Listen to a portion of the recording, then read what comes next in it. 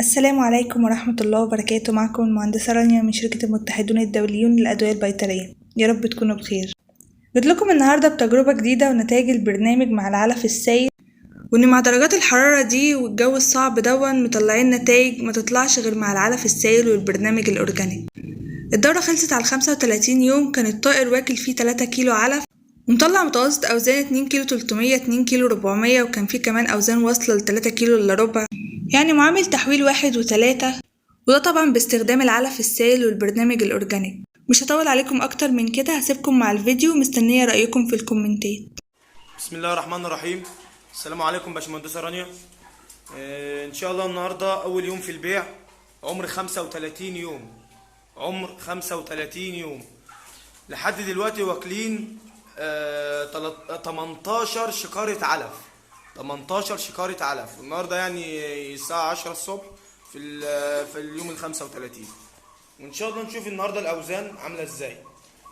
بسم الله.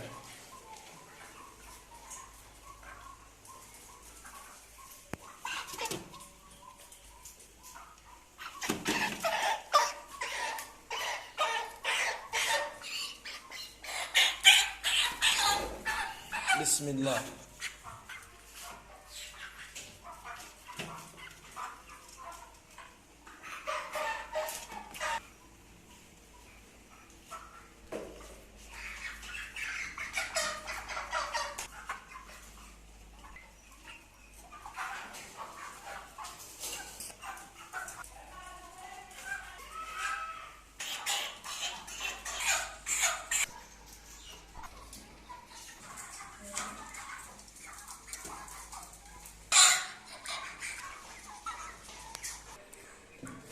ودول حضرتك يعني لما وسعت لهم المكان، ونشوف برضو الاوزان اللي على الارض دول.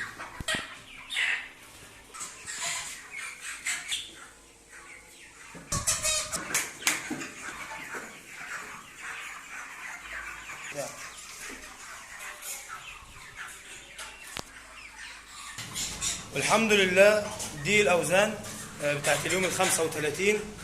ده الحمد لله بفضل الله تعالى، ثم توجيهات الباشمهندسة رانيا. الحمد لله يعني كانت معانا في اي وقت ومش بخلانة والله علينا باي حاجة، والحمد لله. يعني ده البايو فاكتور، منتجات العلف السائل 10 والعلف السائل 51 والباور فيتا كمان والمنت اروم. مننساش طبعا الاورجانت فاكتور. ما شاء الله، الله اكبر على دي منتجات الحمد لله، يعني بفضل الله تعالى ثم بتوجيهات باشمهندسة رانيا. والسلام عليكم ورحمة الله وبركاته.